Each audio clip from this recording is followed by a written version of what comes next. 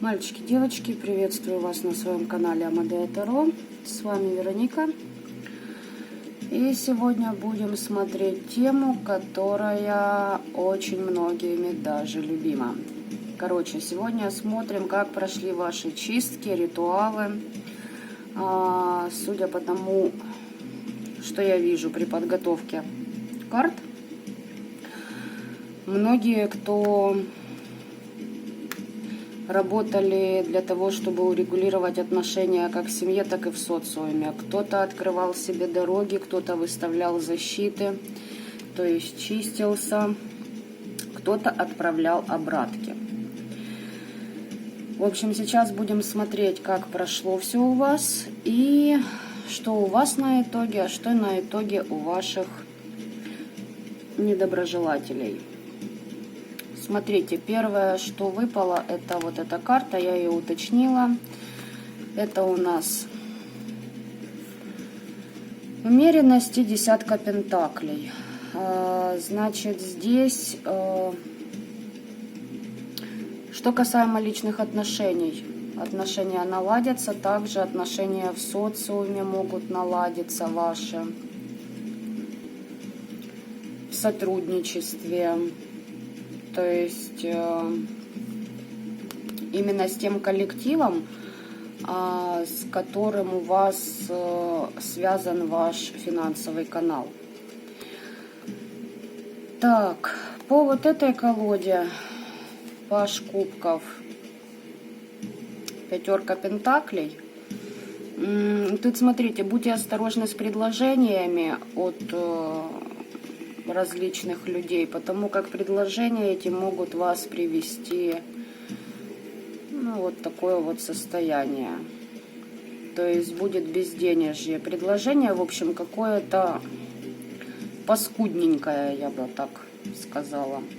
Еще момент такой вот, возможно, это уже у ваших врагов-недоброжелателей, они повелись на провокации, ну, то есть пошла обратная тяга, и люди уже попали вот в это состояние. Но тут мы будем уточнять по ходу расклада. По оракулу теней, смотрите, будут у вас новые знакомства. Причем, знаете, как ситуация вроде бы знакомая, а вот знакомство будет нестандартным. Здесь проявите свою уверенность. То есть, знаете, как не бойтесь показать себя таким, какой вы есть на самом деле. Но еще уточним, что там будет за знакомство, если пойдет информация. Но я думаю, пойдет, если уже такие карты при подготовке выпадают. Так, ну и по Таро Веретника, что я вам могу сказать? Первая карта, которая вообще сама выпала из колоды, это ангел-хранитель. То есть, кто делал чистки, молодцы, вам помогли свыше. Кто ставил себе защиты, то же самое. Тут либо темные, либо светлые, в принципе, без разницы, они вас опекают. Причем, знаете, как опекают? То есть, если ставили защиты от рода, то получается, там вышел к вам наставник, прям необычная душа, которая прожила весьма интересную свою жизнь, возможно, была также практиком, то есть человек, который не просто знаком с магией, а он ее творил в прямом смысле слова, то есть вы под опекой вот такой вот души находитесь. Если же это чистки, то именно эта душа вам помогала очиститься. И еще момент, если от светлых вы ставили, то есть чистки через христианский эгрегор делали, или эгрегор, или эгрегор, в общем, неважно, то здесь то же самое. Если с ангелами-архангелами общались, вышел непростой такой, да, у вас договора, видите, договаривались, вы приняли решение о том, что у вас будет договор. Но, скорее всего, что здесь кто-то работал с темными, со своими из рода, которые... Или же знаете, что еще идет? Если кто через христианский эгрегор пошел в храм вчера, в замечательный праздник, Покров, что-то вы просили, что-то пообещали взамен, значит, ну, ваш договор составлен, в общем, приняли ваши условия.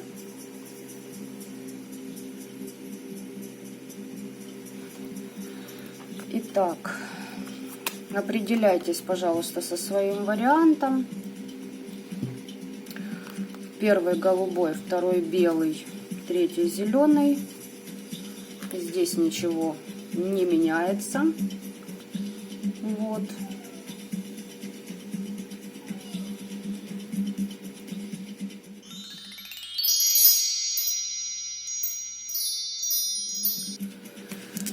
Итак, первый вариант. Голубые камушки. Приветствую вас. Смотрим.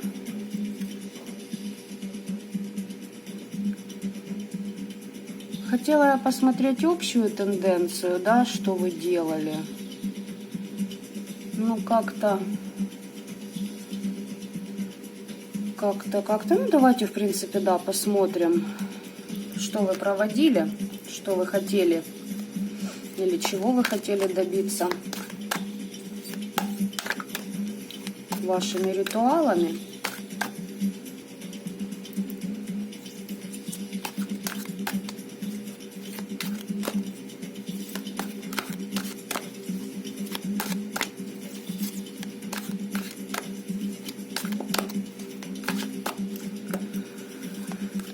Так, давайте посмотрим, что за ритуалы вы проводили.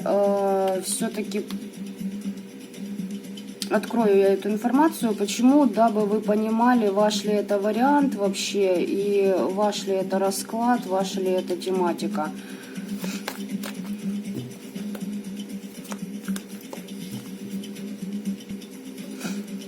Итак, что делали?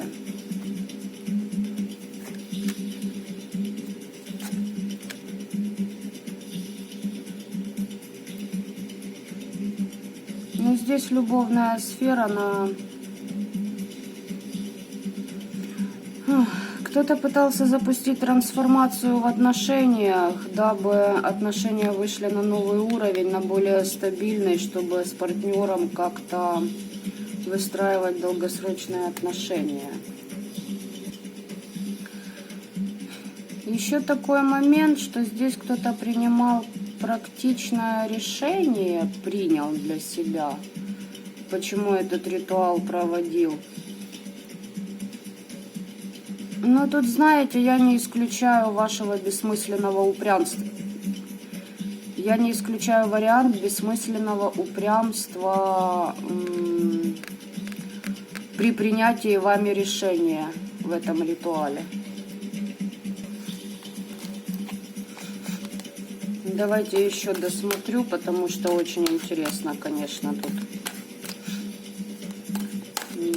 несколько вариантов этого всего может быть, что вы делали. Либо же какие-то отношения, не обязательно любовного плана, вы хотели вывести на новый уровень.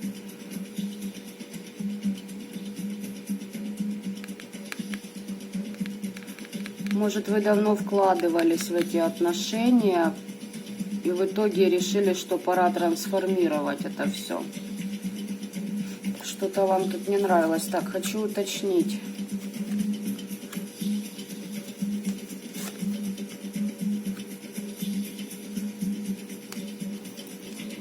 Ну, смотрите, тут вообще ваш замысел и ваш ритуал получил одобрение свыше.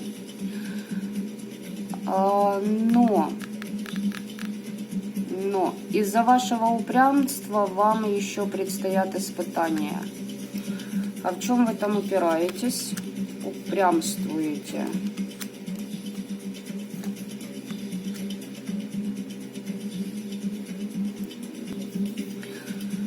Ага.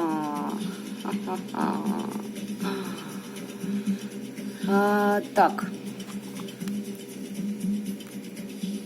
Снова-таки два варианта. Вообще энергии спутанные, но могу это еще связывать с тем, что вчера праздник большой был, завтра у нас новолуние. Энергии, конечно, сумбурные идут. Смотрите, здесь либо ваш начальник, либо бывший, который, так сказать, не прочь потакать своим прихотям. Но это не тот человек, который будет себе отказывать. Плюс здесь может проходить человек, который на вас магически влиял. Если это начальник, ну вы поняли, да, в общем, там может быть и любовная тематика, а может быть тематика по стягиванию ваших благ, вашей фортуны, удачи с вас на него. И, естественно, вы...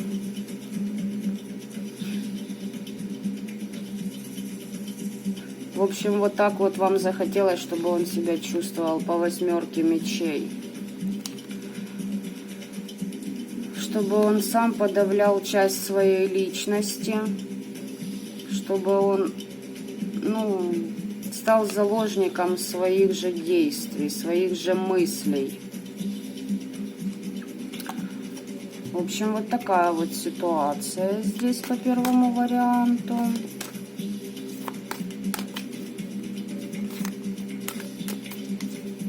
Что делали?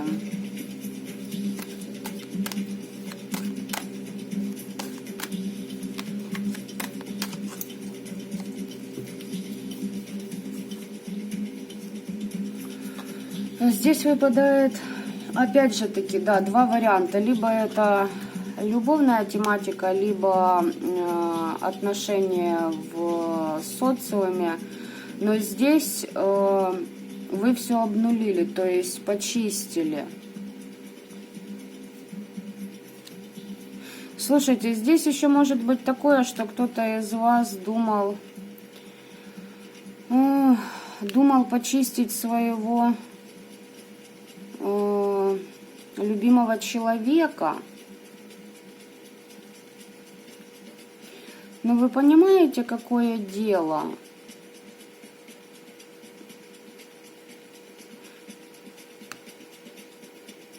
Возможно, вам этого не нужно было делать.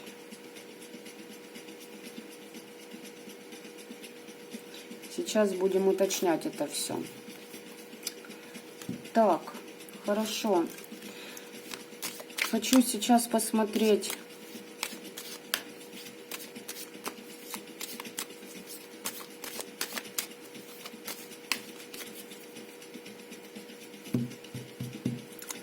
Нет, не так.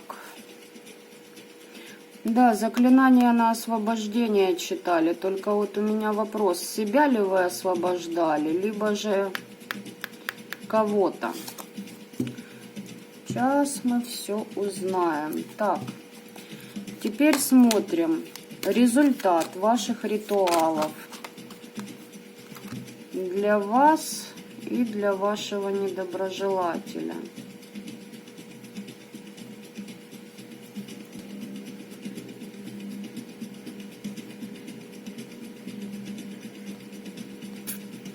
Снова есть два варианта. Если пробовали себя в магии, получите 3 мечей. И не сказать, что вы что-то коряво сделали, нет. Вы просто не должны были этого делать.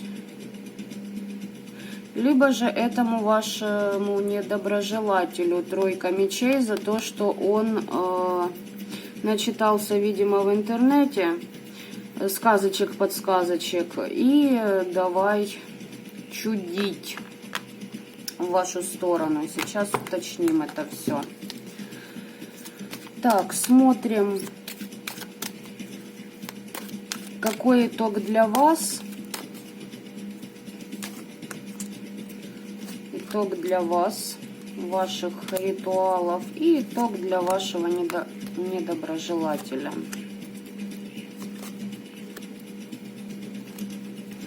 И будем уточнять. Так, итог для вас.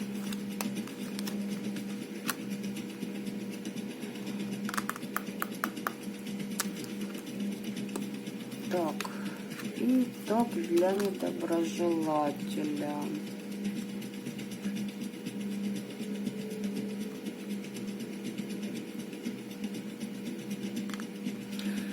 Ну, смотрите, у вас получается как подарки. Подарки в отношениях с другими людьми. Возможно, с королем кубковым, возможно, с тем, к кому вы эмоционально привязаны. То есть взаимообмен будет у вас. То есть вы дали, получили.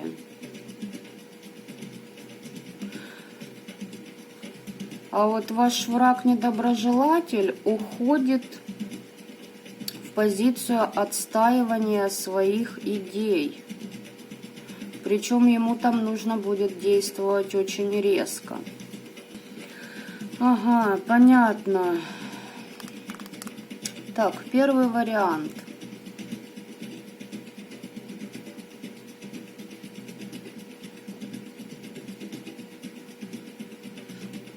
Скорее всего, что здесь идет работодатель или человек, ну, на которого вы работаете, либо чуть выше вас, в общем.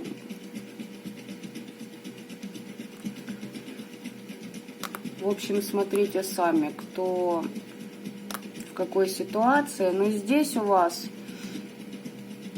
взаимообмен-то будет, понимаете, но будет и конфликт с вышестоящим человеком, причем будет конфликт за ваши же ресурсы, то есть может кто-то где-то не доплатит.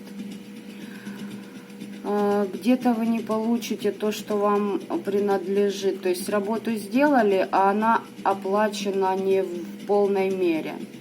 Ваш недоброжелатель будет должен отстаивать свои позиции. Причем, знаете как, восьмерка мечей-то ему хорошо бабахнет. Почему? Потому что он начнет действовать сгоряча.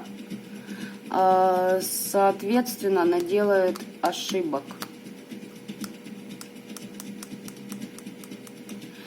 Он в кризисе, конечно, будет. А ну-ка сейчас дальше посмотрим, как для вас.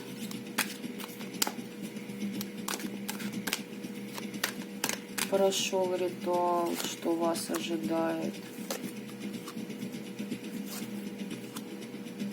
Слушайте, ну вы здесь очищаетесь, если был от этого человека негатив в вашу сторону, вы от него очиститесь, вы поднимаете себя по вибрациям и обнуляете свое негодование, возможно, свои обиды на этого человека. То есть у вас не так плохо. А у него там что?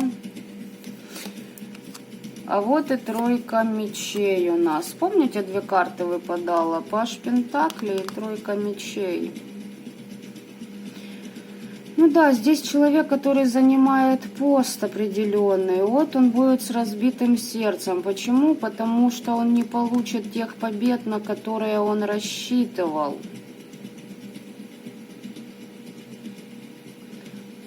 Паж Пентаклей, это значит... О, прошу прощения, Паж мечей, это вы. Вы ему делали нападки. Я хочу предположить, что вы просто делали чистку с обраткой, причем не точечно. Если кто делал целенаправленно, ну, то есть, поняли меня, да, из области... А не потемнить ли мне? То здесь вам нужно быть осторожным. Почему? Потому что если в этом случае вас еще пожалеют, то в следующем вы можете неплохо схлопотать.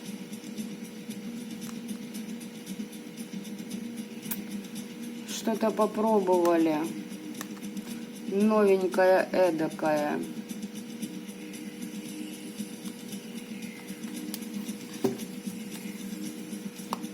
Что ожидает вашего врага? Ну, в принципе, тут понятно, что его ожидает.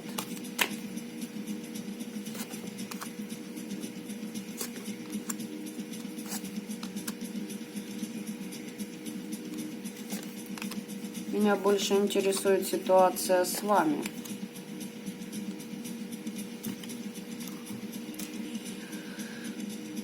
Смотрите, на все ваши новшества, возможно, вы будете там по работе предлагать, либо же это если отношения, то будете предлагать какие-то новые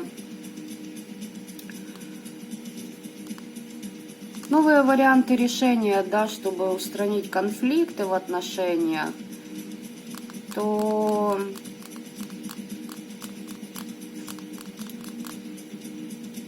будет вам это очень тяжело даваться. Понимаете, здесь, да, здесь все уперлось вот в ваше вот это вот понимаете, вот как это бы так правильно сказать вам? Короче, ситуация, где вам нужно было отступить и что-то переосмыслить, а вы, ну давайте скажем так, психанули. Бывает. Вот из-за вашей упертости, понимаете, вот этой, и вот вам последствия.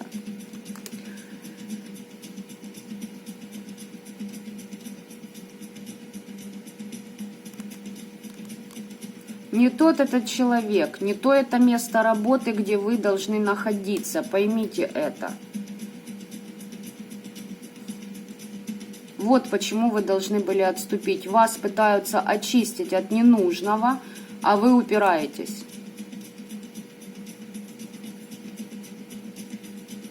И получается так, что потом опять наткнетесь на тяжесть, понимаете, в отношениях. Вы вроде бы и хотите новое, по-новому, все по-новому, да, и идеи у вас есть, а тяжело дается. А потому что не ваше это. Понимаете, вот не ваше. Но ваш недоброжелатель будет в изоляции находиться и, конечно же, лишится покоя. Если кто из вас здесь просто решил отомстить бывшему,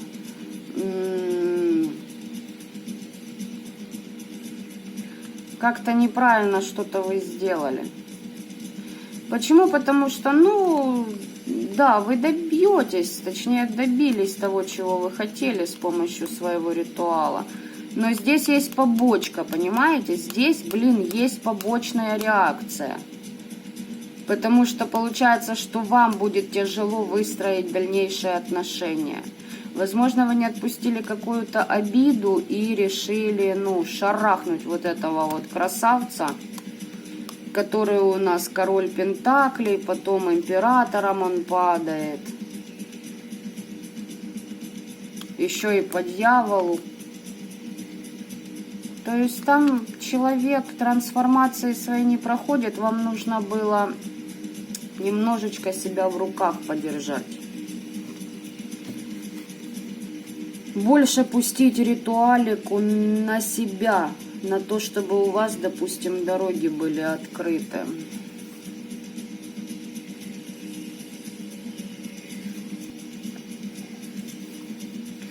Ну да, здесь те, кто начинающие практики,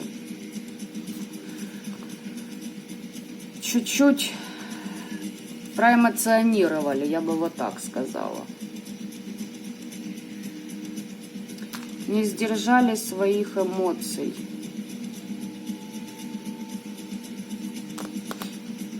Так. Ну, хочу посмотреть на Таро Веретника еще для вас, как прошло у вас и что для врага. Ну, этого, судя по всему, это для него. Здесь за его подлость он будет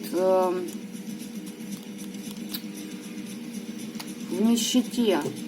Как в духовной, так и в денежной.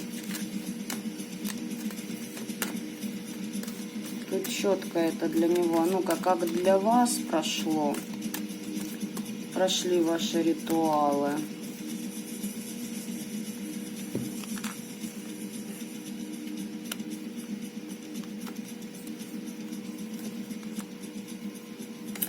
Договор составлялись неупокоенными. Так. Чужие проблемы.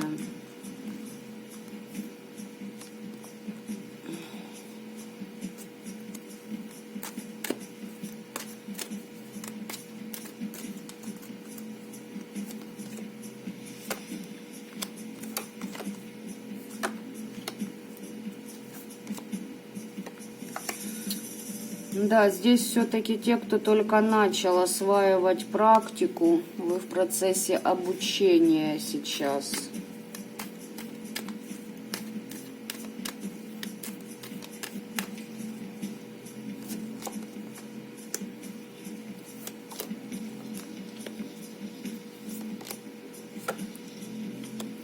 Слушайте, понимаете, я не могу сказать, что прошло что-то, ну, не совсем...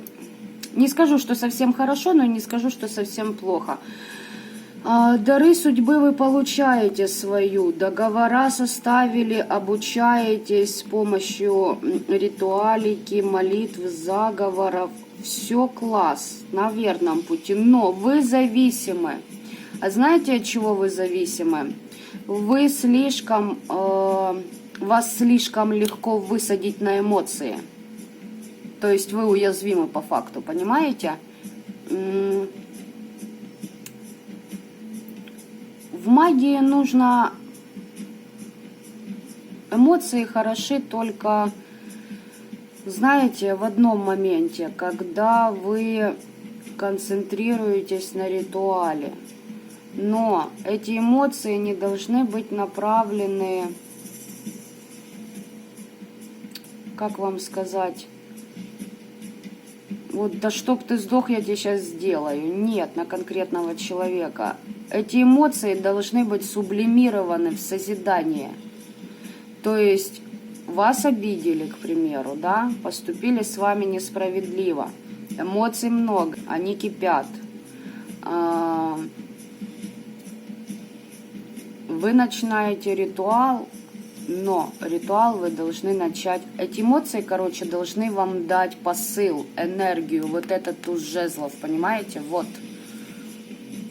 Они должны вам дать лишь это, а не желание творить и менять чужие судьбы. Понимаете? То есть вы взяли эту энергию, этот запал, а в ритуале вы должны оставаться полностью нейтральными, полностью спокойными и отдавать свою боль, допустим, да, свои вот эти переживания за несправедливость или еще по каким-то моментам вверх, то есть отдавать на суд Всевышнего это все.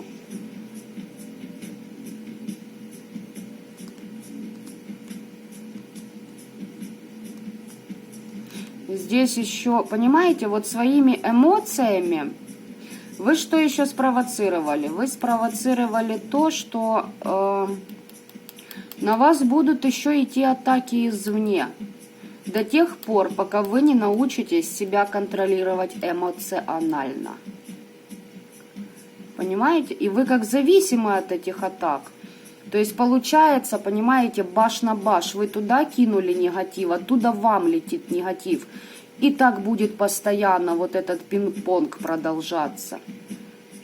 А зачатки у вас очень даже неплохие в учении, понимаете? Но немножечко нужно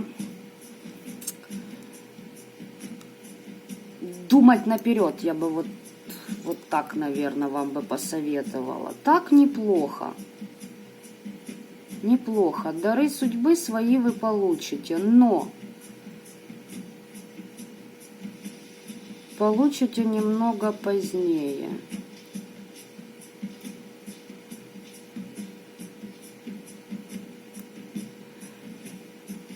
Слушайте, если есть отношения, либо работа, на которой вы очень зависимы, и вы психанули и решили вот это вот все сделать по ритуалу, да вам просто показывают, что вы переросли этих людей, вам пора двигаться дальше, а это оставить в прошлом. Нет, вы уперлись и пытаетесь доказать что-то свое. За эту упертость и, пока не оттакнут, конечно, вас, там свыше очень добрые товарищи сидят, они наблюдают, и, они понимают вас. Пока что, скажем так, вы предупреждены, в общем. Наблюдайте за тем, для чего вам дана определенная ситуация с людьми, понимаете? Возможно, вам просто показывают, что если тебе здесь некомфортно, неприятно, неуютно, этот человек тебе вот через этого дьявола постоянно какую-то белиберду лепит, да? Абстрагируйся ты от этого человека, все, уйди от него, уйди из этого коллектива. Легко, конечно, сказать, возьми, уйди, да, но, понимаете... Я скажу вам так, нет ничего невозможного. И, для тех, кто хочет, у них будет 1000 причин. Для тех, кто чего-то боится, для них будет 1000 препятствий. Так, смотрим теперь, что вашему недоброжелателю по вашему ритуалу еще.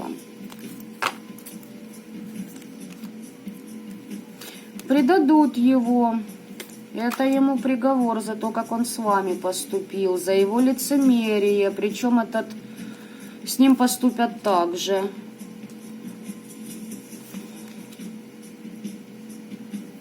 На кладбище работали, да? Или ваш недоброжелатель на кладбище работал? Я сейчас еще уточню.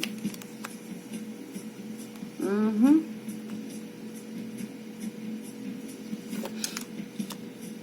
Ваш недоброжелатель работал на кладбище.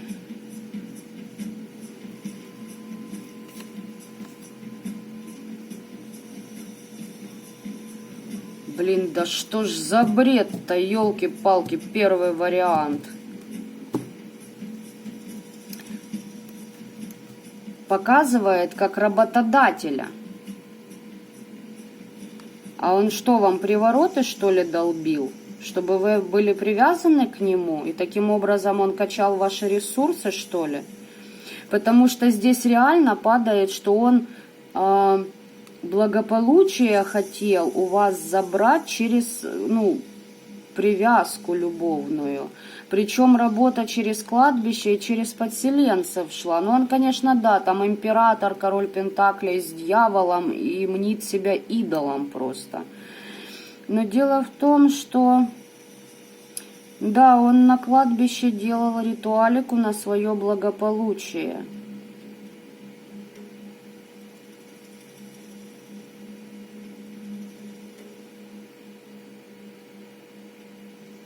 Что его ждет? То же самое и его ждет. Вот как он поступил с вами, придет другой человек и сделает то же самое ему. Что ж, сердечная чакра его будет просто расфигачена.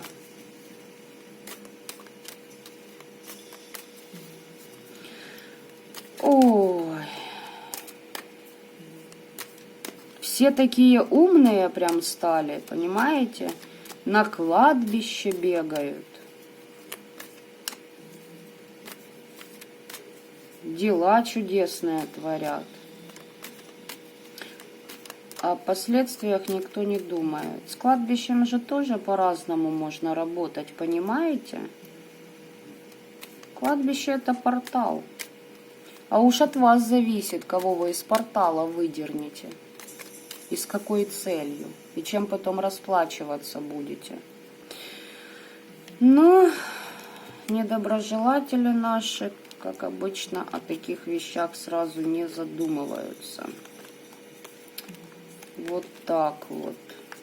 Еще, знаете, вот еще тянет что-то спросить, а что не могу понять. Такой вариант запутанный.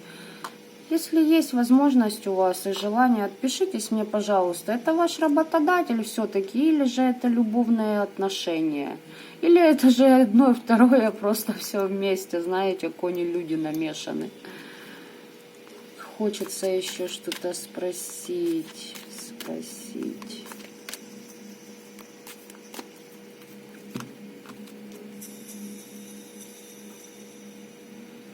Жадность, надменность тут играют большую роль. Смотрите, будьте с собой честны, если у вас вопрос доказать человеку свое превосходство, и если все-таки у вас есть зацепка за финансы, то как-то эти кармические моменты у себя, прорабатываете.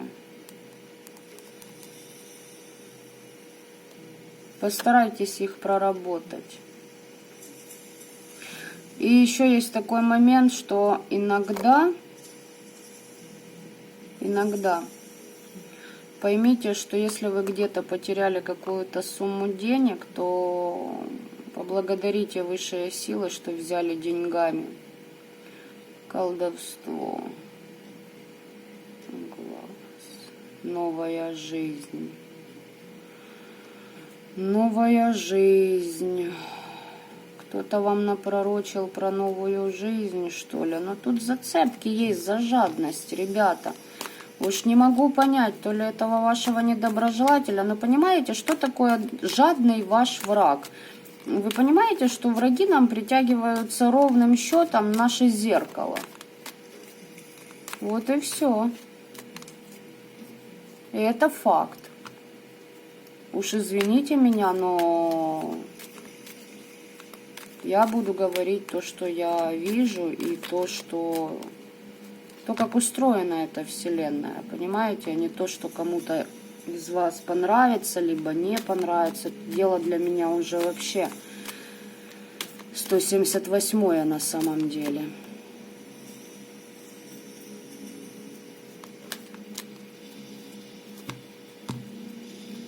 Опять перетасовки карт, да что ж такое-то? Так, первый вариант. Еще момент такой. Вы себя духовно, поднимаете на более высокие вибрации, но не нужно за счет этого как бы думать, что вы выше над кем-то. Потому что, поверьте мне, есть люди, которые намного более, чем вы, продвинуты в той же духовности и прокачаны. И у них нет этого качества, знаете, мол, вот я над собой работаю, да, где ты. Такие люди, они понимают, что каждый в этом мире, в принципе, кому-то нужен. И для чего-то этот человек, он, по крайней мере, учит остальных, понимаете?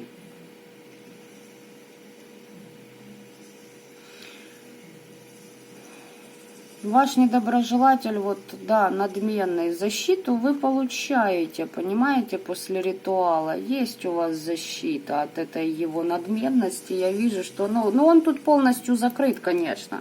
Тут ничего не скажешь. Но,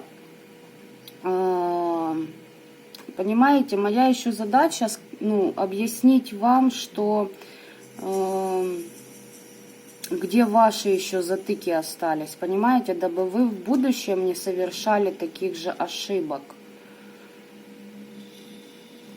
Потому что мне, в принципе, все равно, что будет с вашими недоброжелателями. А вот те, кто притягивается на мой канал, мне очень как-то, не все равно, если люди начинают практиковать в магии, и, как у вас дальше все сложится, понимаете? Будьте немножечко аккуратнее. Так.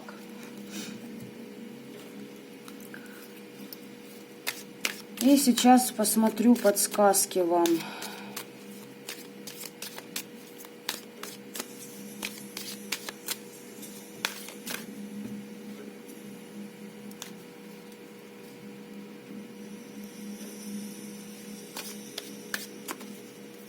Блин, мошка летает, уже задрала просто.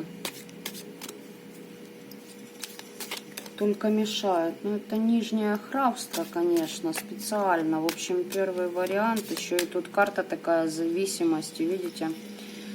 И здесь как будто пчелы из головы у нее летят. Ну, то есть, или вы ее голову. И тут еще и эта мошка летает. Короче, голову, конечно, вам дурят. Или дурили. И вы психанули по этому поводу. Не, ну вдолбили неплохо, понимаете? Неплохо. Ну, чуть-чуть упертость, понимаете, нужно тоже убрать, и будет все классно. Вообще будет замечательно. Так, вам совет.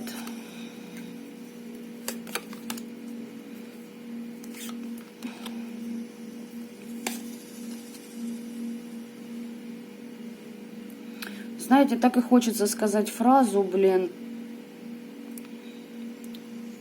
Бенедикта Камбербэтча, если я не ошибаюсь. Отправляйтесь в чертоги своего разума. Вот реально. Отправляйтесь в чертоги своего разума. Путешествуйте внутрь себя. Медитируйте побольше. Вам там все покажут и расскажут.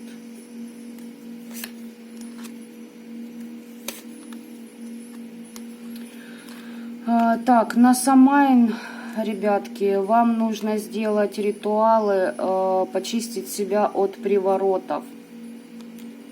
Ну что такое приворот, понимаете, это же влияние на волеизъявление, на психику человека. Там идет несколько программ, которые делаются, которые ставятся на человека. И вот у вас идет, понимаете, как... Чтобы вы не сопротивлялись, чтобы вы были податливы, чтобы вы были чувственны, чтобы вы, вот знаете, человек что не скажет, вы соглашаетесь. Ну, короче, вы поняли меня. Вот эти вещи вам нужно снимать, чистить себя от мороков, оморочек, привязок, окормов, опоев, присушек. Подчищать себя надо. И причем это за пределами вашего дома нужно делать. То есть это выездная ритуалика однозначно.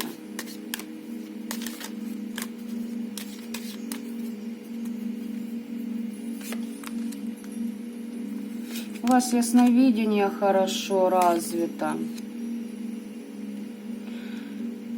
Одолеете вы своего недоброжелателя. А знаете, чем одолеете? Как ни парадоксально. Своей любовью. Потому что я так предполагаю, что вы человек, ну, искренний, понимаете? Вы как-то вот искренне к людям относитесь. Поэтому вам и подсказки такие. Немножечко упрямства убери, дабы не было вот этих вот... Знаете, не скажу, что больших последствий, они небольшие, но они, блин, неприятности доставляют потом. В жизни их надо проработать. То есть, понимаете, здесь чуть-чуть оступились, а там нужно будет прорабатывать потом. Зачем же тратить время на проработки недочетов своих, если уже можно дальше двигаться, понимаете? То есть через сны подсказки вам дадут высшие о том, как победить. Возможно, там сам ритуал к вам во сне придет, либо заговор определенный.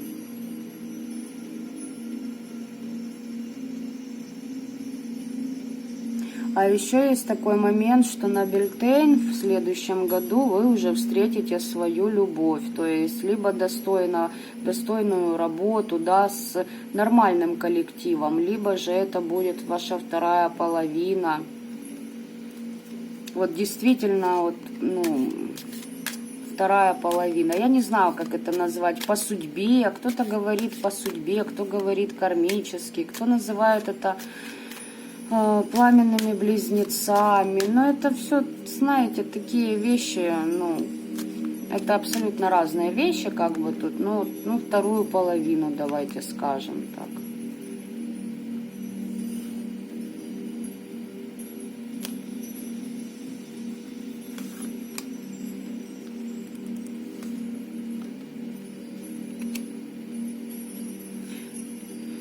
Если с кем-то работаете вместе в этом вопросе, больше уверенности вам нужно в себе, когда читаете заговоры. Почему? Потому что пыл есть. Вот этот, понимаете, есть вот первопричина, первая, так сказать, искра, она есть. А потом вы как сливаетесь понемногу. То есть либо страхи какие-то у вас идут, либо переживания, тоже вот этот момент. И не лгите себе, и другим не лгите.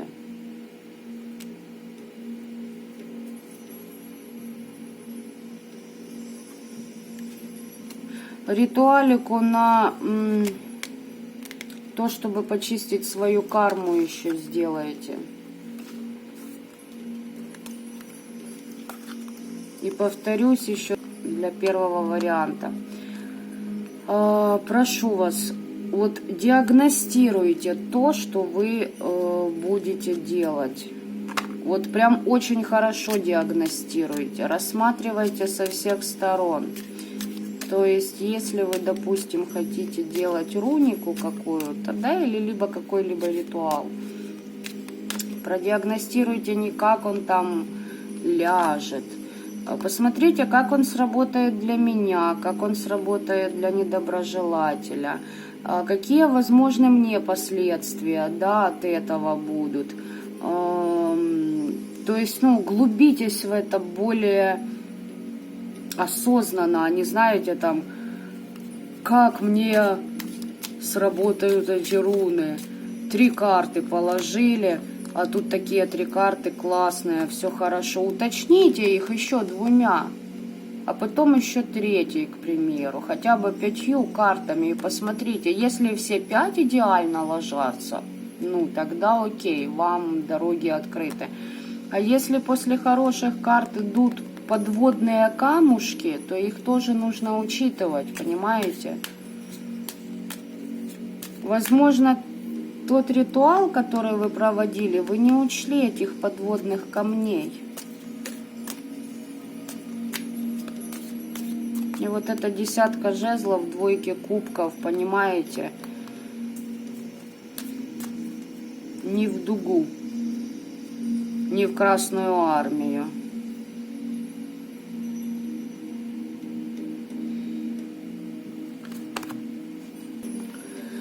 Еще знаете, что здесь кармическая задача у вас идет, что вы должны научиться себя принимать таким, какой вы есть. Не нужно ничего и никому делать что-либо из чувства долга, понимаете?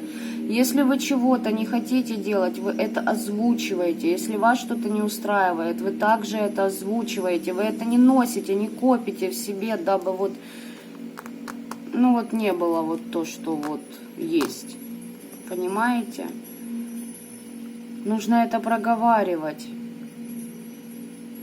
Так все неплохо, но вот нужно вот себя вот в этом вопросе еще проработать. Это ваш кармический урок идет сейчас на это. Так, в принципе, неплохо. Понимаете, в общем, во всем, что с вами происходит, вам нужно довериться Вселенной. Вы как бы правы в вашей ситуации, Высшее на вашей стороне, да. Но вам нужно еще научиться выслушивать другую сторону, понимаете? Для чего? Для того, чтобы хотя бы проанализировать, ага, если такой человек мне попался, что я сделал для того, чтобы такие личности притянулись в мое пространство? Или что я не проработал из родовой системы, из-за чего в моем пространстве находятся такие персоны, которые вот, ну, неприятны мне?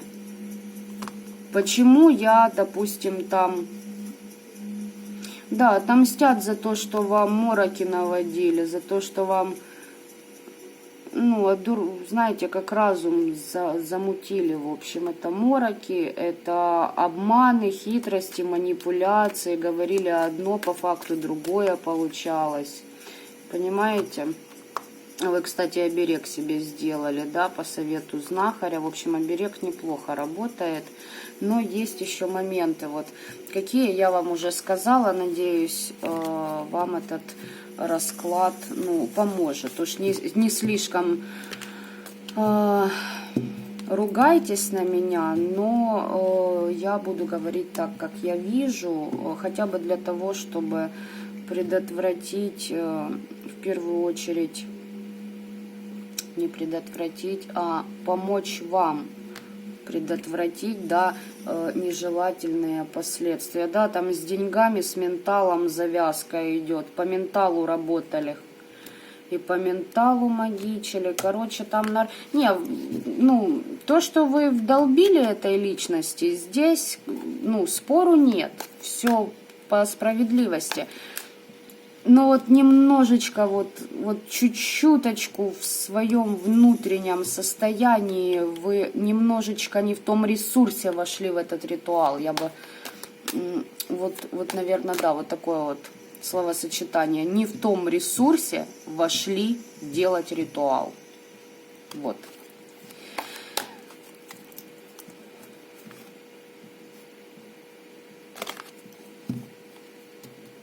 Все равно вы от этой ситуации, понимаете, откажетесь. От этого человека, от этой работы, от этого коллектива вы уйдете.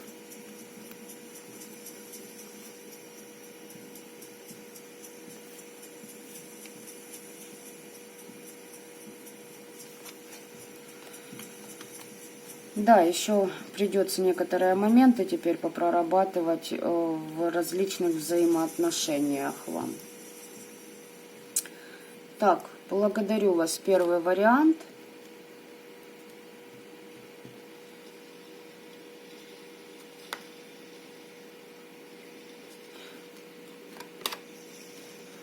Первый вариант. У меня упала эта карта, под ней луна и четвертка кубков. По пьяни ритуалы никогда не делайте. Это 100%. Вот. И если вы в чем-то разочарованы в магии, то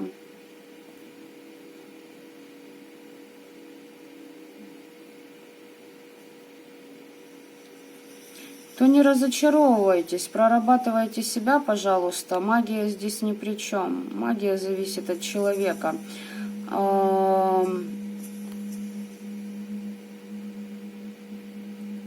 Возможно, решите уйти, не начав, так сказать. Но запомните,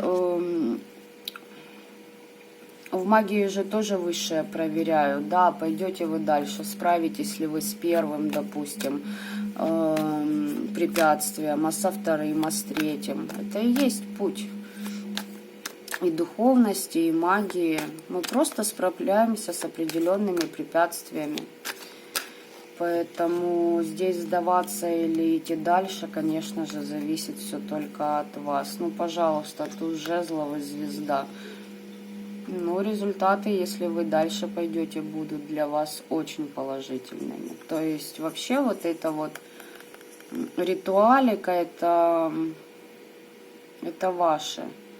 Вы знаете, вы с помощью этого как вот свое место находите. Это то, что вам дает искру творить, искру для жизни. Даже если порой кажется, что сил уже практически не осталось. Так, первый вариант. Благодарю вас за просмотр. Оставляйте свои лайки, дизлайки, комментарии. Также оставляйте идеи для новых раскладов в комментариях под этим видео. А мы будем идти ко второму варианту. Белые камушки.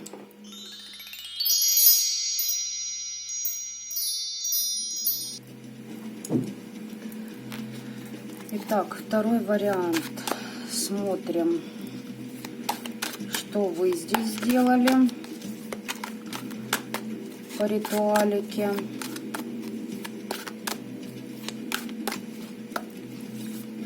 И как у вас это все прошло. Так, что делали?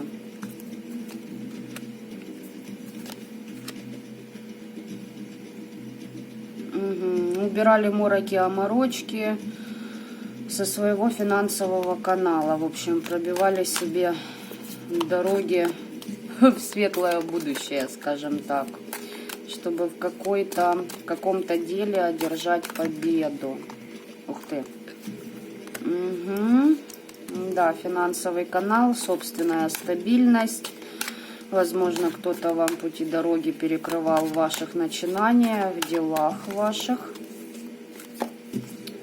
Так, ну и раз выпала императрица.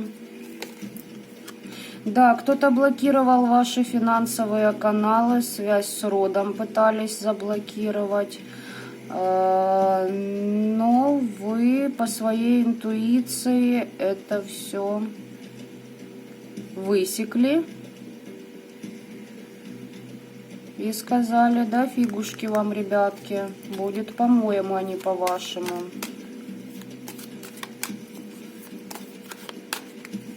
Итак, давайте уже как для первого варианта.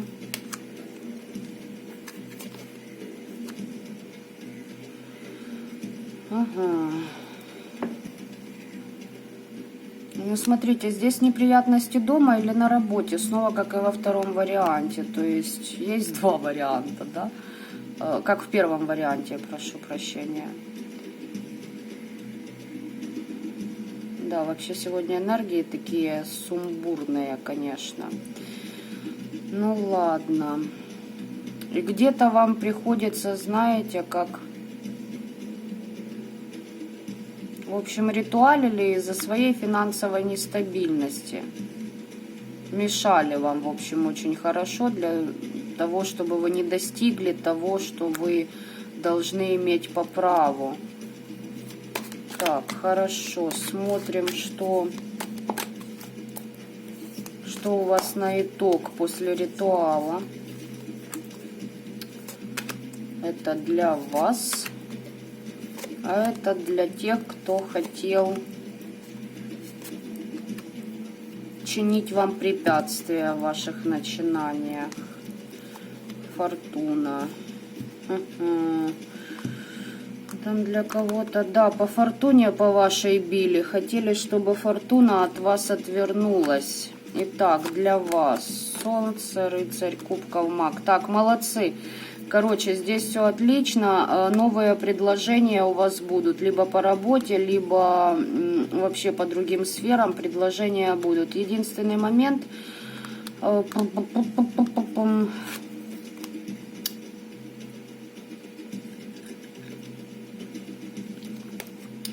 Во-первых, нужно будет брать на себя ответственность, то есть тоже как-то включаться в процесс. Во-вторых, еще не все предложения принимайте. Так, для вашего недоброжелателя чем закончится?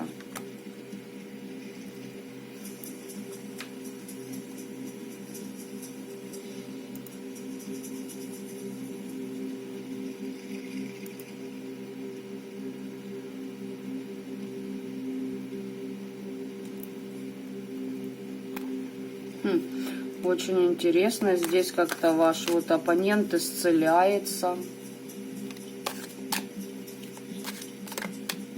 Исцеление давней мечты у него идет.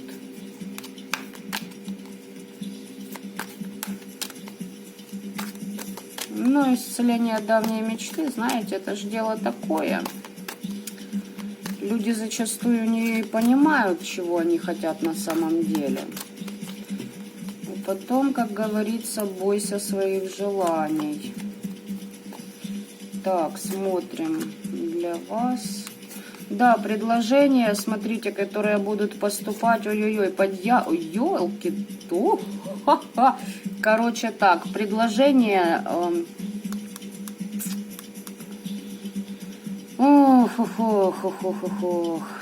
Предложения будут как минимум с подвохом, как максимум семерка мечей, дьявол, луна. Ну, вы понимаете, да, о чем я? Хитрость, обман, манипуляции, привязки будут пробуждать в вас низменные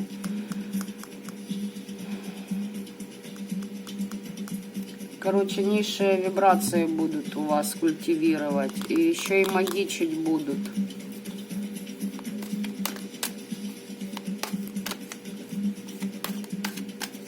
Что у него там с давней мечтой?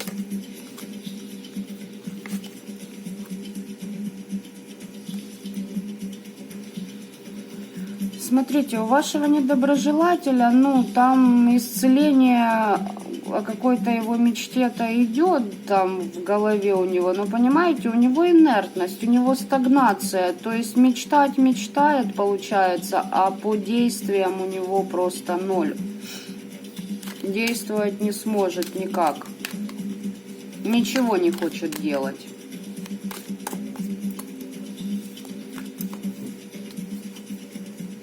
Что у вас еще?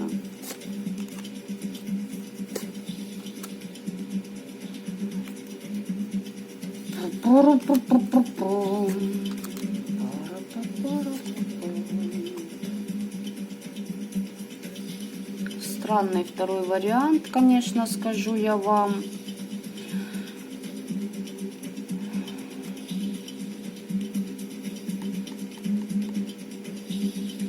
Ну что, здесь у вас разбитое сердце будет, если примете предложение от мага-манипулятора и эгоиста. Еще какой-то урок вами не пройден. Вы будете просто разочарованы очень сильно. Или же в любовной сфере, или же вообще в отношениях в этих. Либо это личное, либо социум. Смотрите уже по вашей ситуации. У вас, знаете, как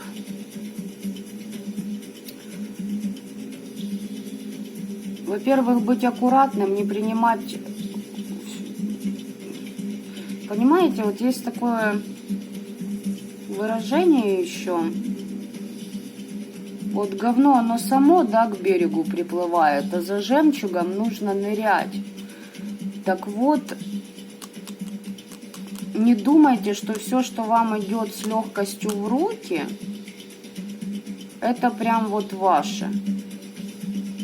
Понятно, да?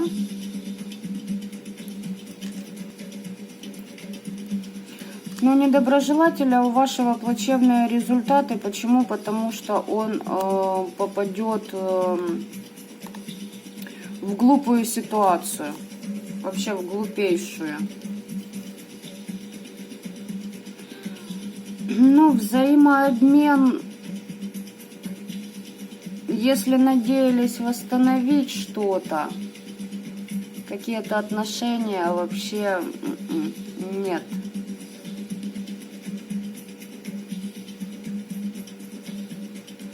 Не выйдет, разочарование, все равно у вас скука от этого будет.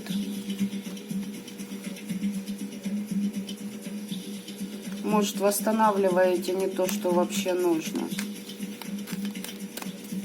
Так, хочу на Таро веретника посмотреть, что у вас по ритуалу.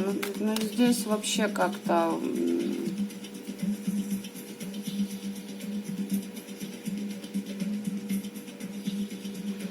Понимаете, ритуал-то неплохой.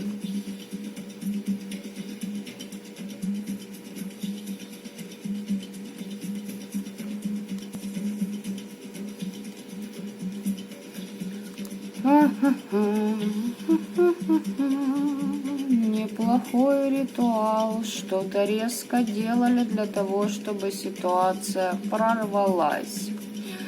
Но, господа, товарищи, по второму варианту. Судя по тому, что вас ожидает, у меня единственный к вам вопрос. А вы случаем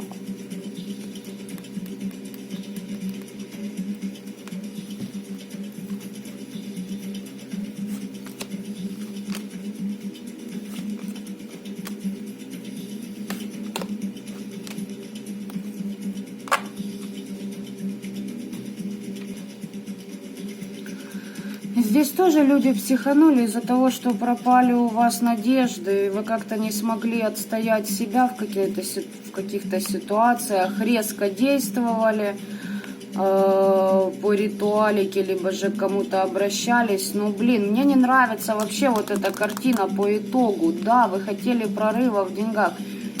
Ну, ребят, давайте буду я с вами честна. Если вы ставили крадники на кого-то, якобы по справедливости, да, возможно, этот человек у вас что-то там и отобрал. Но вы решили крадником на крадник, допустим, действовать, но как бы вам будет дан еще раз точно такой же человек. И так будет до тех пор, пока вы не проработаете себя.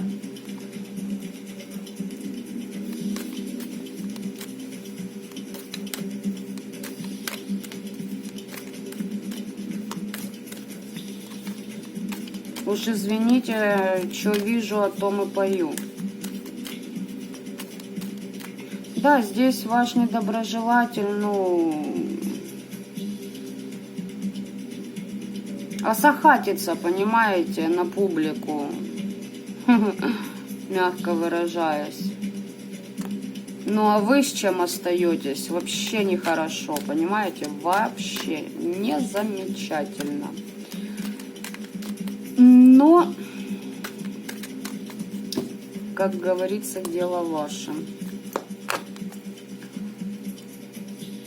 Так, хочу посмотреть для вас, как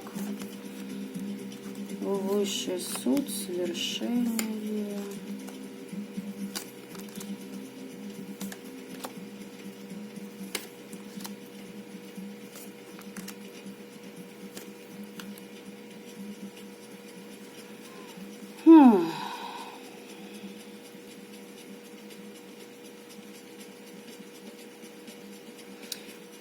Если кто себя защищал, защиты, да, защиты есть, защиты вам дали.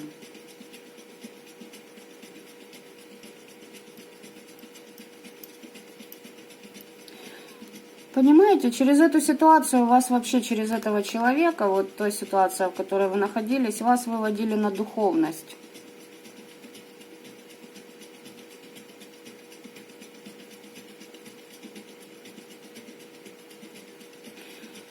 Зацепки за материальщину у вас есть, это раз. Зацепки на... И зацепки на то, чтобы как-то...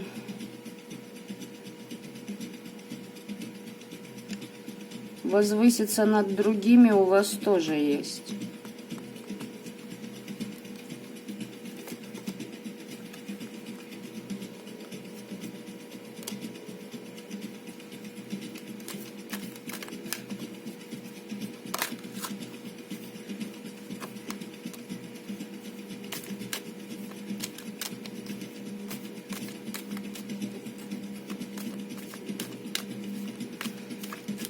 Кто ставил защиты, защиты стоят.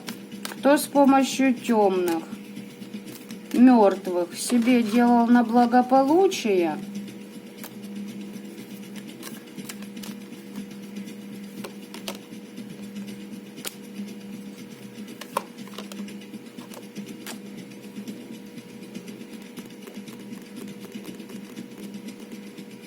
ну, в смысле, я имею в виду крадники, получите по башке.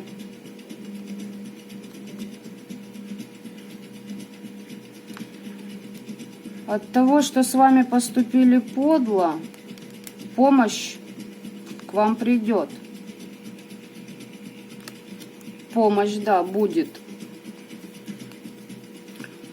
Но если брать по 100%, вы получите лишь 30 из того, что вы хотели.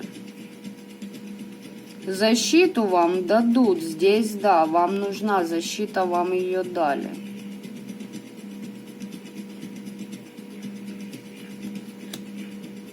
Либо же вы сделали ритуал как-то, ну, вообще, ну, и это крадникам пошло. То здесь будет, ну, по вот этим вот картам, которые под этой колодой, вы видели, что вас ожидает. Так, смотрим вашего недоброжелателя или кто он. Ну, тут вообще инертная личность какая-то. Нисколько инертная, знаете, как ни рыба, ни мясо, я бы вот так сказала.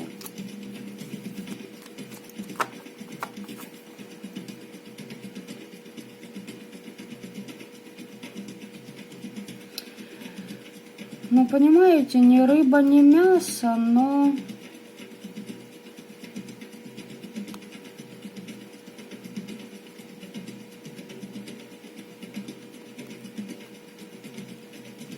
Или же он закрыт. Хорошо. Он просто проходит свой урок. А он проходит урок на то, что за своей мечтой нужно не просто мечтать, а что-то делать, куда-то двигаться, что-то предпринимать. И вроде бы он только начал двигаться, его останавливают во всех его начинаниях, и он попадает в глупую ситуацию. Ну, в общем, ладно, не будем копать, смотрим, что ему здесь. У него свой путь.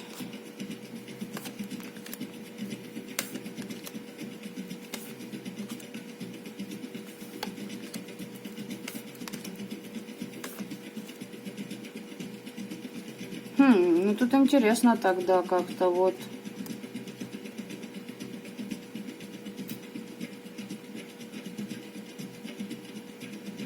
А вы знаете, этот человек еще покается за то, что он сделал нехорошего.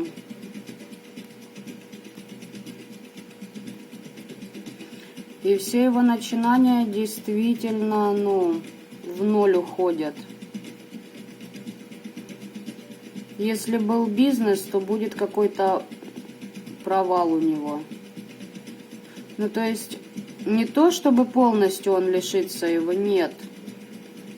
Но провал будет довольно-таки серьезный, и он даже будет как-то, знаете, предупрежден, что ли, об этом. Будет предупрежден, и у него еще будет какое-то время пойти покаяться, поработать на том же кладбище.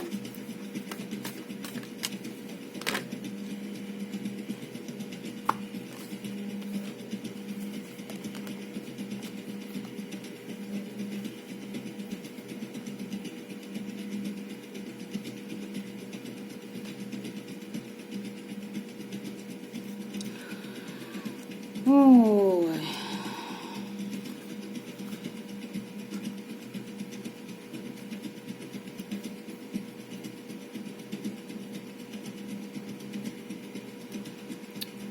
Здесь вы очень часто не говорили, что чувствуете, что думаете, замыкались в себе. Вы, при этом всем вы жертвовали собой постоянно.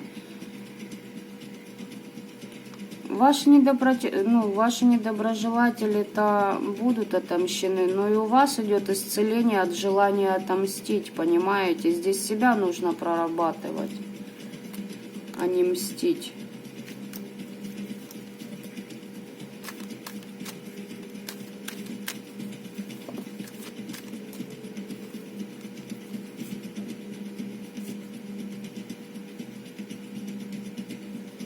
Но все равно, тем не менее, падение врагов у вас идет, да.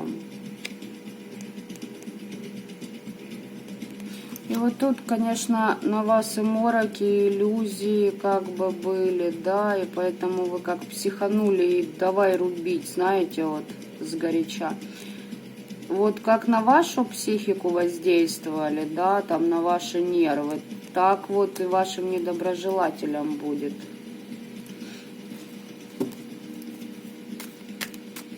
Не знаю, блин, сегодня странные какие-то расклады такие.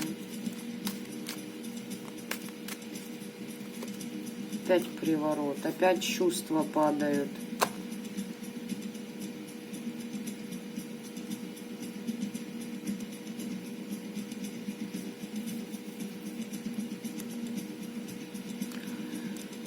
Приворот, чувства. Может, бывший отказался вам помогать, да вы психанули, решили сделать ему, так сказать, сюрприз.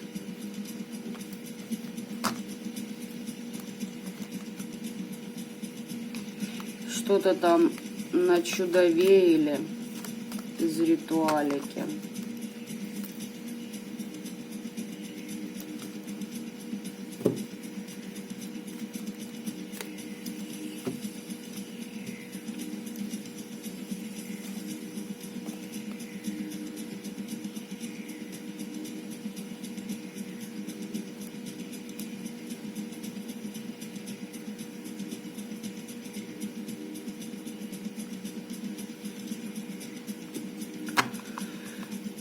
Ой.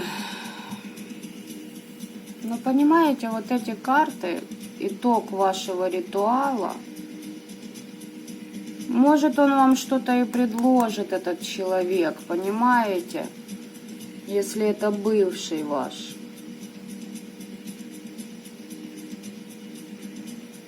Может, он вам что-то и предложит, но он вас предаст, он еще будет сам на вас магию вертить. Извините меня за мой французский. Вы все равно остаетесь, понимаете, в разбитом сердце, в разочаровании в итоге. Если семью пытаетесь спасти, все равно будут третьи лица, понимаете, в вашей семье. А этот товарищ, если вы вот этого же и возвращаете, но у него, понимаете, остановка по всем фронтам. Вопрос, зачем вам эта личность в жизни? Для чего? Для вот этого? Для хитрости, обманов, манипуляций, для того, чтобы культивировать низшие вибрации в семье, еще и, ну, тайны там однозначно будут в ваших отношениях. Но еще и магия будет присутствовать, и не простая магия, а темная магия, то есть с подавлением вашей личности. И что на итог? Где-то просвет будет, буквально на чуть-чуть вот так просвет, и потом бабах, и с разбитым сердцем. В общем, хозяин-барин, как говорится, но вот как-то так. Так, смотрим совет вам.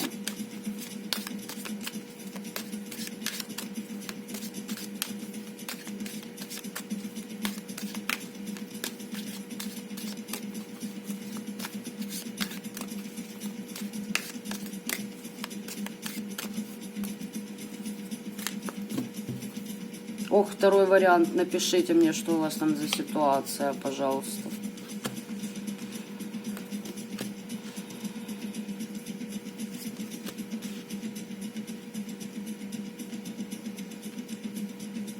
На ментале обрывайте все привязки, делайте себе отсечение канала. В ритуале Коруника вам помощь. Вам нужно себя освободить от определенных влияний. И скорее всего, что это эгоистический мальчик.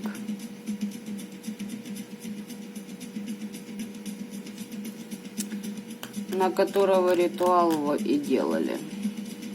Вам нужно от него освобождаться.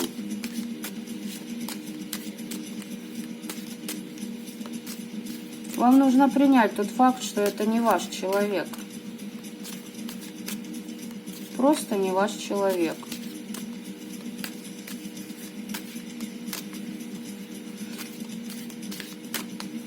Ну, в принципе, вы сделали уже то, что сделали.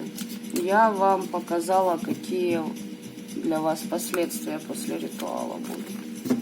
Не факт, конечно, что они для всех сработают. Возможно, вы просто не на своем раскладе, не на своем канале, и я не ваш таролог.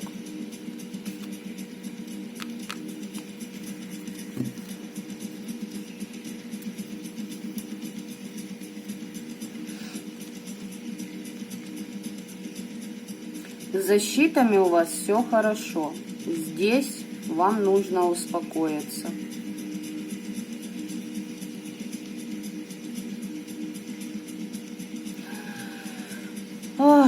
Но вам нужно поставить защиты дополнительно. Знаете от чего? От того, чтобы не влияли на ваше сознание, потому что у вас оно расшатано и вы в депрессии. Вы находитесь, вам нужны защиты от этой депрессухи, вам нужно убирать из жизни. Вам не нужно делать ритуалы, понимаете, под эмоциями, под злостью и пытаться кому-то что-то доказать. Вам нужно обезопасить себя от влияния этих людей на вас. Вот как. То есть уберете вот эти влияния на вашу голову, на вашу психику, на ваши мысли.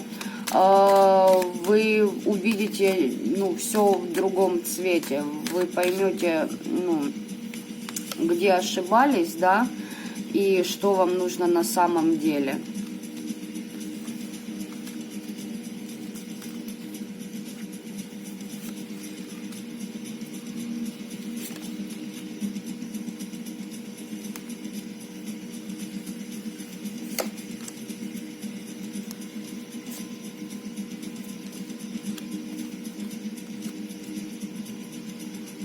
Вам срочно на новолуние нужно делать какой-то ритуал с заклинаниями. Сейчас какой буду смотреть. Причем не откладывать это. Во сне вам придут подсказки, буквально до завтра. Если кто смотрит в другое время этот расклад, то есть смотрите на ближайшее новолуние, вообще не медлите. Просто не медлите, а быстренько, срочно ритуальте. Защищайте себя, иначе под тем влиянием магическим, которое на вас уже есть, вы еще влезете глубже в магию, наделаете чудес каких-то невероятных.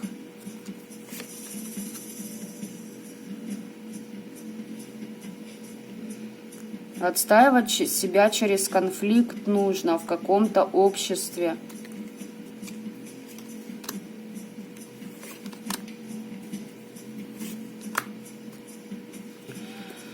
Да, освобождаться от родовых, конечно, вам. Здесь проработка родовых сценариев идет. Вам нужно научиться через конфликт отстаивать себя, а не терпеть, носить все это в себе, потом психанули, понимаете, и,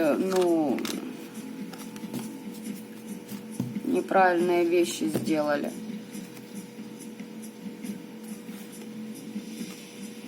Еще перед выбором вас на Самайн поставят. Что за выбор? Опять же таки, выездная ритуалика. Либо же на дорогах поработать нужно будет. Вымести из своей жизни все ненужное, взять власть в свои руки, особенно что касается ваших денег, ваших ресурсов. Вам нужно все взять в свои руки. Если по тому раскладу, что было, что человек забрал что-то ваше, действуйте более с холодной головой и с холодным сердцем. Вам нужно вымести также из своей жизни всю магию, которая блокирует к вам приток ваших денег, приток ваших финансов, приток вообще ваших сил, ваших ресурсов. Вам нужно не конкретному человеку, что-то делать, вам нужно глобальнее поработать в этом вопросе, на вас очень большие влияния идут. Дабы вы вот так вот, знаете, нужно. И тогда, да, получите очищение. И здесь по второму варианту, это вы кармические моменты проходите. Это, знаете, вы сейчас завязываете еще больше узлов, когда нужно их развязывать, распутывать. А знаете, в чем зацепка? На вас приворот был сделан. И поэтому пошла откачка ваших ресурсов тому человеку. Вы его пока заморозили, последствия вы видели. Если примете его обратно, либо от него предложение, ну, останетесь с тем, с чем я уже сказала. Если же этого человека выметите, то следующий человек придет такой же самый, с хитростью, с обманом, с манипуляциями. Здесь урок, знаете на что? Вы должны научиться, помимо того, что ценить себя, отстаивать себя, беречь свои ресурсы, охранять себя по менталу, охранять свою голову, свои мысли, ну, дабы знать, это ваши вообще мысли или же вам их подселили. И вам нужно научиться выбирать, точнее, знаете, не выбирать, а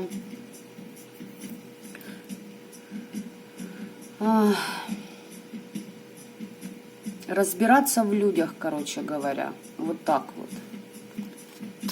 Просто научиться разбираться в людях.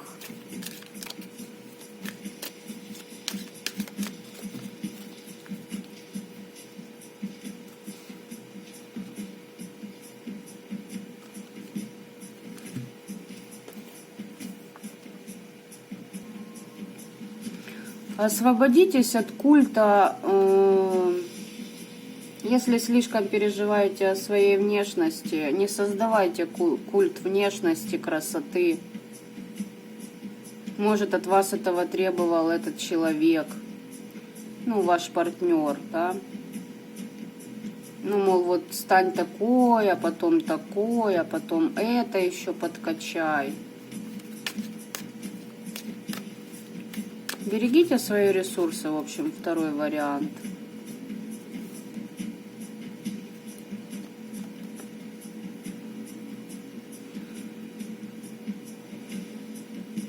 У вас есть страхи из-за того, что рядом с вами находятся темные из вашей родовой системы. Но знаете, почему они рядом?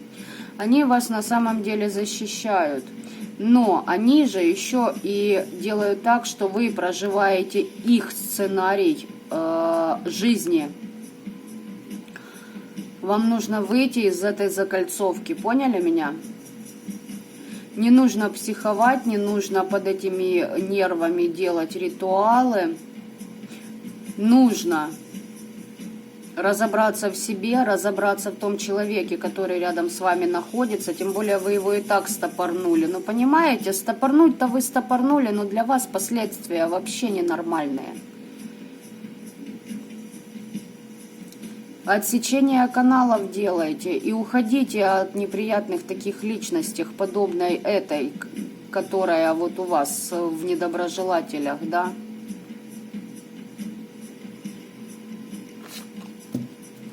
Тем более, если это ваш партнер, то все равно он будет вас обманывать, понимаете? В общем, я это уже говорила, не буду повторяться. Так. Да, и будет вам очищение.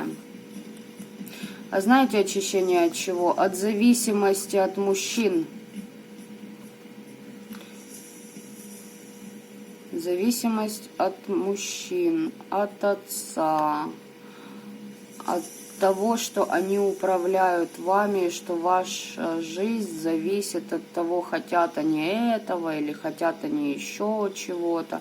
Вы просто им отдаете свой ресурс, они его разбазаривают, а вас предают. А знаете, почему предают? Потому что вы изначально выбираете людей, которые вас недостойны. И это паттерн, который идет из детства. У нас у каждого есть детские травмы от родителей, от социума и тому подобное. Обижайтесь, хотите, не обижайтесь. Говорю то, что знаю. Вы просто, вы не первый человек, да, и не единственный, который проходит эти все моменты. То есть, таким образом, с помощью этого человека вас выводят на ваш уровень. Вы должны научиться ценить себя такой, какая вы есть, либо таким, какой вы есть, не раздавать свои ресурсы, не разбазаривать, не зацикливаться на каких-то старых критериях, понимаете, как нужно строить семью, отношения и тому подобное. Там у вас очень много чего нужно еще проработать. Так, благодарю вас. Второй вариант. Оставляйте свои лайки, дизлайки. Скорее всего, будет очень много дизлайков. Ваши комментарии, если хотите. И пожелания о раскладах. Ну, оставляйте, в общем, темы для раскладов, которые бы вам было интересно посмотреть. Наверное, по второму варианту будет, знаете, какой «Гори в аду ты предсказатель» там, или в таком роде, но здесь говорю, что вижу.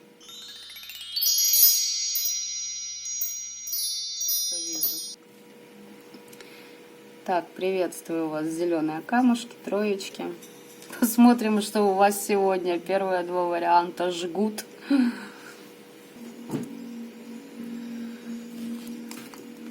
Ох, так, третий вариант, надеюсь,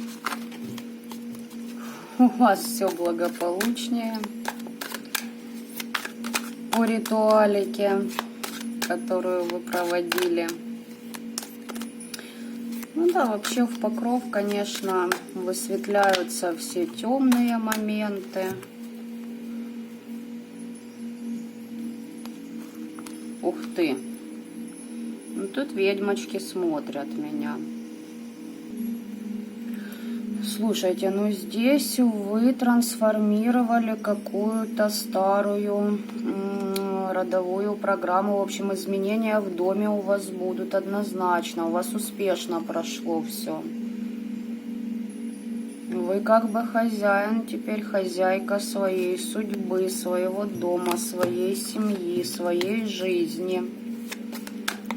Вот третий вариант, вот мне вообще вот нравится. Так, колесница у нас, движение. Движетесь.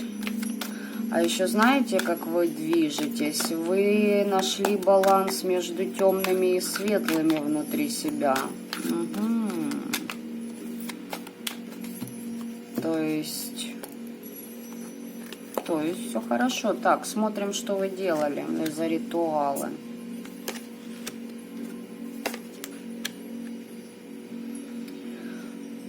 Ага, хотели победить внутренних демонов, да, которые вам не давали продвигаться. То есть здесь четко идет работа над собой. Работа по своим страхам, по своим зависимостям. Здесь вы обнуляли ту часть своей личности, которая вас затормаживала, которая не давала вам продвигаться вперед. Вы как, знаете, вы как бросили вызов самому себе. Что нет, я не хочу жить по старым сценариям, я буду их обнулять, я хочу быть победителем. Угу, жрица, туз жезлов, десятка кубков. Так, смотрите, вот здесь по третьему варианту люди выходят вообще на новый на новый, более качественный уровень в плане того, какого вы партнера встретите, каких людей вы будете встречать в дальнейшем в своей жизни. То есть эти люди будут с ваших вибраций. Вот. Здесь очень хорошо все. Вас, короче, уже задолбало сидеть в пятерке кубков, грустить, переживать. Вы на этом поставили точку и совершили прорыв, знаете, вот не сколько во внешнем мире, сколько в себе самой внутри, в себе самом. То есть, знаете как, вы здесь поставили точку на том, что вы больше, в общем, вы не хотите быть пессимистом, скажем так. Если вы в чем-то там разуверились, разочаровались, то теперь вам просто надоело так жить и, ну, вот этом неверии глобальном ко всему миру, да, к людям. И вы больше не хотите, чтобы в вашем окружении были те, с кем у вас там недопонимание, либо те, кто искажают информацию, те, кто там, допустим, приносят лишь одни нерадостные новости. Ну, то есть люди, которые, да, один негатив, в принципе, в жизнь впускают. То есть вы, если встретите такого человека теперь, то вы просто, ну, пройдете мимо, и не будет у вас уже, знаете, внутренних таких зацепок на этих людях. То есть вы уже понимаете, что да, они существуют, но и мать их за ногу так есть, да и есть. Пусть будут. Мне с ними не по пути. В этой ситуации, если такие попадутся вам, вы лишь задумаете, что ага, еще что-то где-то у меня недоработано, что-то нужно еще в себе подсобрать, подредактировать, скажем так, да, дабы такие личности вообще меня не замечали, и в моем пространстве их вообще не было. Так, смотрим, как прошли ваши ритуалы для вас. Для вас. Ой, это ну отлично для вас. Смотрите, вы приняли для себя решение, что все, что не делается в жизни, это всегда к лучшему, что то, что вы прожили, значит, так и должно было быть, это чему-то вас научило. Если бы не те события, которые с вами произошли, не те люди, которые вас предали и разочаровали, вы бы не стали той, которая вы являетесь на сегодняшний момент. Здесь рост в профессиональном плане, в вашем любимом деле, по вашему предназначению, то есть, ну, все отлично. Так, что ваших недоброжелателей ожидает по вашему ритуалу? Смотри, ну неплохо недоброжелателей ожидает. Неплохо так. Может, вы вообще просто не думали о недоброжелателях ваших? Ну, сейчас еще уточним. Так, для вас итог ваших ритуалов. Ну, здесь вы будете ожидать прирост ваших доходов, возможно, еще где-то будете выбирать между двумя направлениями, тремя, либо четырьмя, то есть где-то придется находить вам баланс. Так, у ваших недоброжелателей ну, просто так все идеально складывается.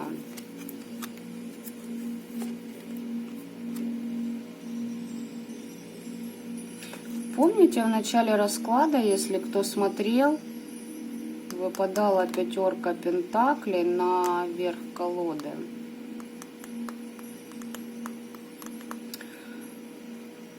Ха-ха-ха, а у ваших недоброжелателей, я так предполагаю, что у вашего недоброжелателя, что это мужчина, женщина забирает финансы, и он уходит в безденежье просто, в нищету духовную, материальную, от отношений вообще в социуме, в партнерстве.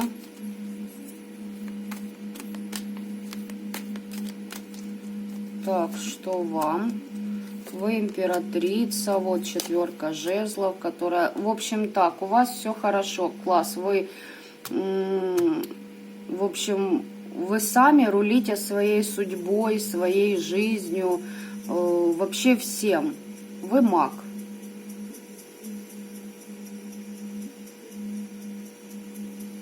То есть вы себе отдаете отчет о том, куда вы идете, зачем вы идете, к чему вы идете, какими методами, способами и к чему это вас приводит в итоге. Если где-то совершаете ошибки, анализируете, где проштрафились и прете дальше. Исправляете, естественно, их и прете дальше.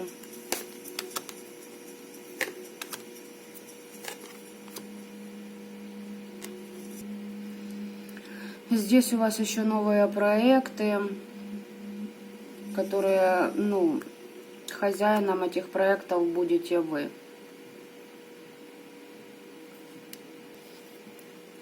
Ваш недоброжелатель как-то вот хочет счастья. То есть две женщины. От одной мы ушли, оставили ей деньги, а к другой собирается действовать, завоевывать, короче, ее собирается. Возможно, это даже вы. Но я бы не сказала, что вы делали против этого человека. Понимаете, скорее всего, что ему отлетело. А отлетело, потому что он в свое время делал на вас. Здесь у вас вообще ритуалы, вот полностью погружение в себя идет. Вы здесь заняты тем, что вы переписываете сценарии родовых программ. То есть вы выводите родовую свою систему на более, я бы сказала, ну, более благостные сценарии, более высокие вибрации.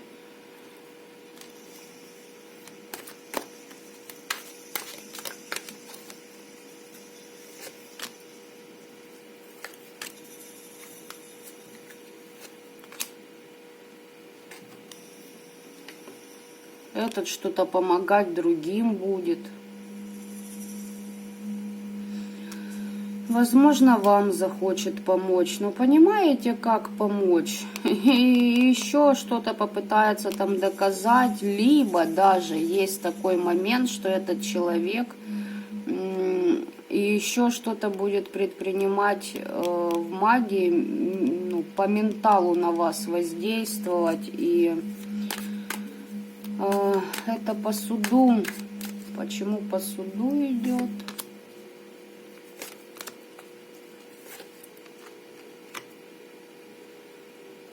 А потому что он должен понять, что он шел не туда, что его действие это вообще ненормальное было поведение.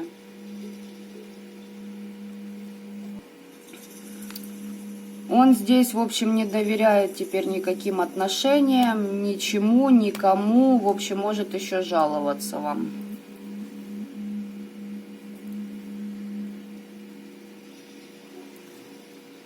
Плакаться, что он обижен, что он... Короче. У вас фортуна во всех ваших начинаниях, в практике магии. Ну, просто вам сопутствует удача. Ушли вы от разрушенных отношений, работаете над собой, трудитесь в поте лица. А этот к вам по дьяволу привалит. Может, это бывший вообще, с которым расстались, черт знает когда. В общем, ладно. Я бы не сказала, что вы о нем вообще думаете. Если и думали, то так вскользь. Было, да и ладно, все уже прошло. Тут вы больше себя вытаскиваете. У вас более такие, знаете, цели уже серьезные.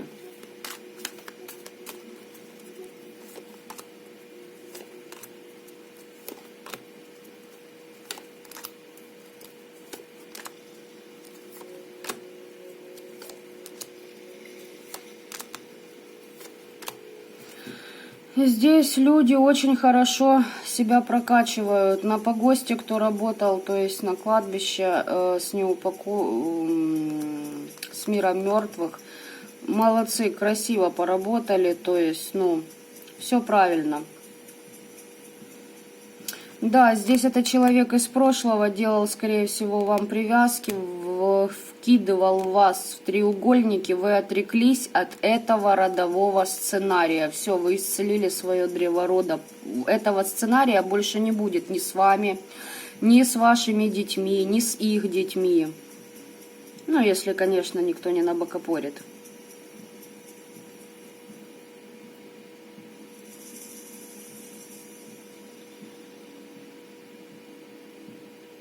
Да, он лицемерно с вами поступал, этот человек. И вы отреклись от этих сценариев. Не просто от этого человека, а вообще от таких родовых сценариев вы просто отреклись. Все, вам это надоело. Ему что? Подселение. О-о-о. Короче, узник он своих. Да, будет еще прощение у вас просить. Слушайте, это только для того, чтобы получить власть над вами снова, потому что он кому-то обращается, этот человек, и ему это посоветовали. Захочет, чтобы вы его пожалели, понимаете?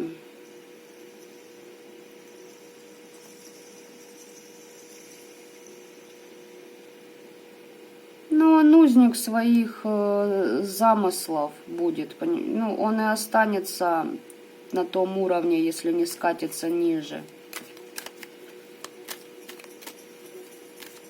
Власти хочет. Причем им управляет какой-то заведомо лжемаг, который его просто ведет на убой, вашего недоброжелателя. Он, знаете как, он продавливает вашего этого врага на его слабые места. То есть видит, что человек хочет власти, да, ну, ты мне заплати, я тебе расскажу, мол, как. А на самом деле...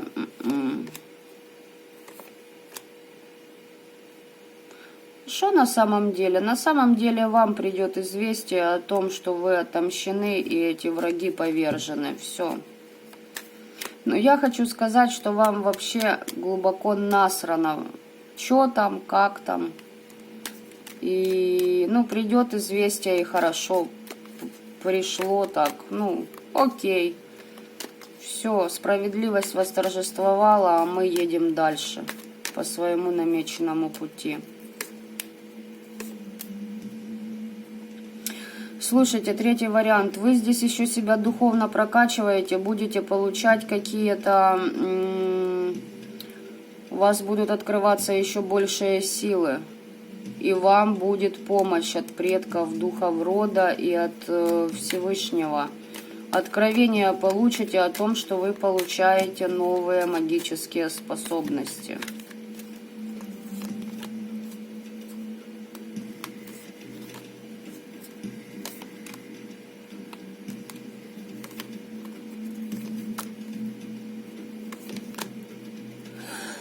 Смотрите, ваши недоброжелатели еще захотят вам какой-то там приворот сделать. Короче, очень много вас обсуждают, очень прям вот кости моют ваши.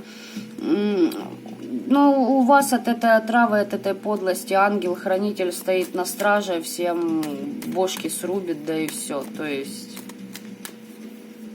вы больше в себе. Вот тут третий вариант, конечно, да, мощно, мощно вы пошли себя прорабатывать. Вообще класс. Да, и вы еще, я смотрю, так можете нехило и по менталу натрескивать ребятам. Приговоры выносите на раз-два.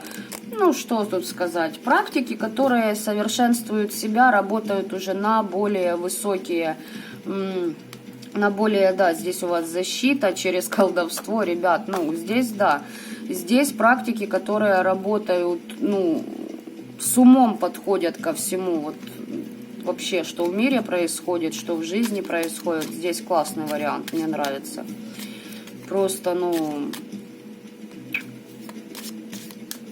снимаю шляпу, как говорится. Фраза, конечно, такая туповатая. Но, в общем, давайте скажем так, я вами горжусь. Ваши цели, ваши идеи... Ваши целеустремления вообще и то, для чего вы используете магию, мне очень нравится. Вот здесь вот люди моих вибраций на этот вариант притянулись. Так, подсказки вам. Какие подсказки, вы обнулились, все.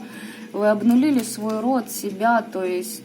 Вы хозяин, то есть вы творец своей судьбы, вы творец своего будущего. И не просто вы творец будущего, вы еще теперь в состоянии исправлять прошлое. Да, тройной закон кармы, и вы, ну не скажу, конечно, что вы Бог, да, но у вас плодородие идет. То есть, помните, там тройка пентаклей падала, то есть, ну... Вы род вывели, систему родовую на новый уровень. И отчасти, да, вы творец. Вы творец. У вас все прекрасно. Вот, ну, все-таки, ладно, еще истину получите. Ага, ребятки, смотрите, здесь у вас уже так, короче, по вот этому моменту у вас просто все замечательно, все. Здесь, смотрите, новый виток у вас идет. Какого плана? Вы получите истину, какой-то инсайт о том, что вам нужно быть более уверенным при работе с темным миром. То есть не бойтесь с ним сотрудничать. Держите себя на высоких вибрациях, и сейчас к вам начнет подтягиваться ваша гвардия, которая будет вам в помощь. То есть ребята, которые будут просто, растягивать ваших недоброжелателей, как только они помыслят, просто подумают о вас плохо, а там будет подниматься, скажем так, очень мощная сила. Родовая. Причем не только родовая. Смотрите, там еще такие серьезные ребята, то есть более, давайте скажем так, демоны высшего ранга к вам, у вас будут не в том, чтобы подчинении, знаете, с ними нужно договариваться, сотрудничать и, знаете, не слишком, не гордитесь. Если, смотрите, если вам такую мощь дадут, значит, у вас и появятся враги, против которых эта мощь вам пригодится. То есть здесь будьте готовы. Дать дадут, но потом и спросят. Поэтому не идите на низкие вибрации. Занимаетесь целительством, ритуалика. Через сны много чего. Ведь так, работать будете не одни. Если до этого были одиночки, будете в содружестве с кем-то.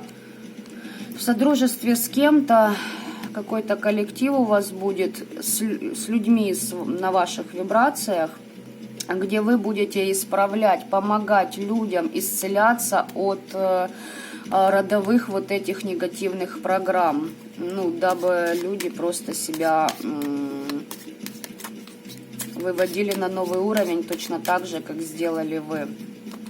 Да, здесь шабаши будут, на стару шабаши. В общем, освобождаться будете от влияния деструктивных личностей на вас.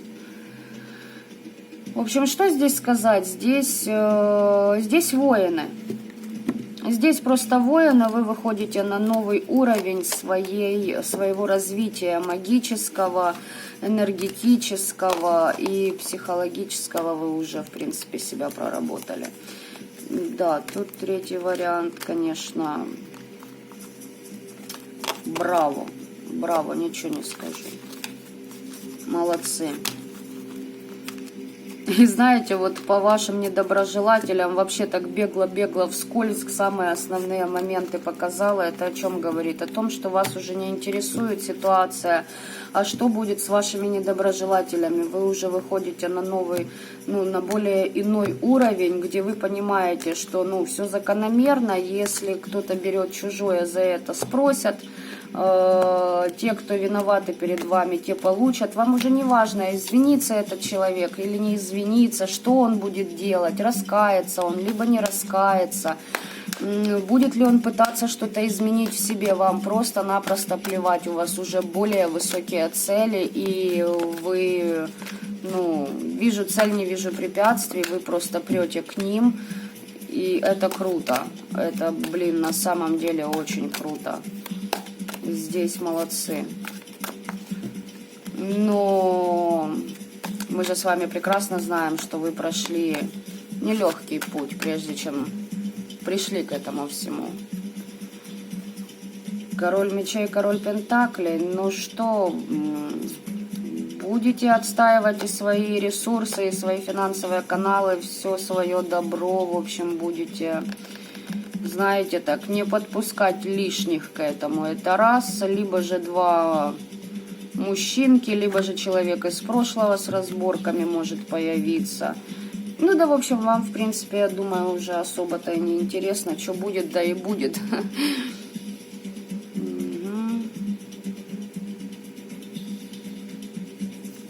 Ну да, вы тут выметаете все ненужное, уже знаете, как остаточные явления, я бы сказала, вот так вот. Вот генеральная уборка прошла, теперь осталось там чисто, знаете, как, ну там, пыль вытереть, да, там, вот такого плана.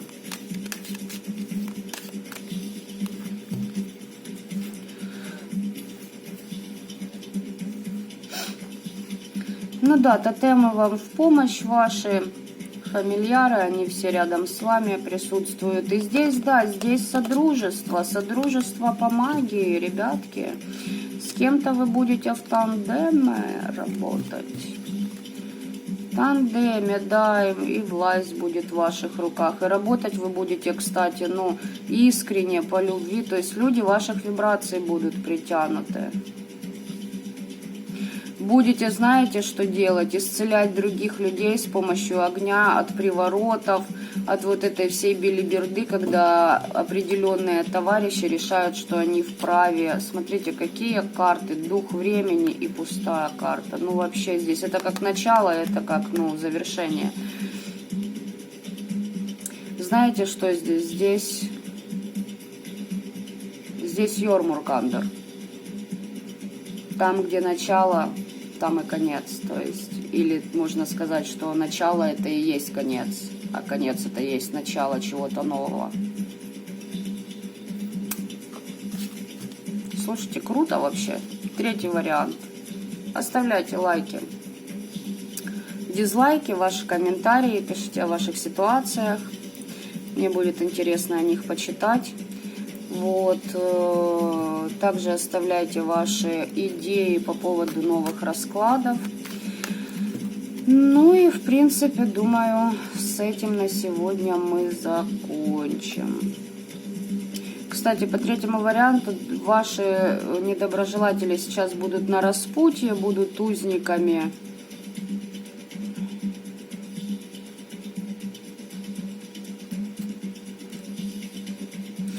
Ну, короче, да, их по высшему суду будут по-своему выводить определенными путями на то, чтобы они исправляться начали. Но я думаю, это уже не ваши проблемы. И я думаю, что по третьему варианту вы здесь четко знаете, кого подпускать к себе, а кого уже не подпускать. И здесь высший суд, молитва, то есть все ваши молитвы, все ваши ритуалы доходят до высших инстанций.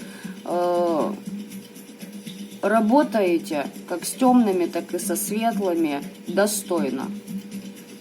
Скажу вот так вот, достойно, с душой. Ладно, на этом будем завершать сегодняшний расклад. Всем пока-пока.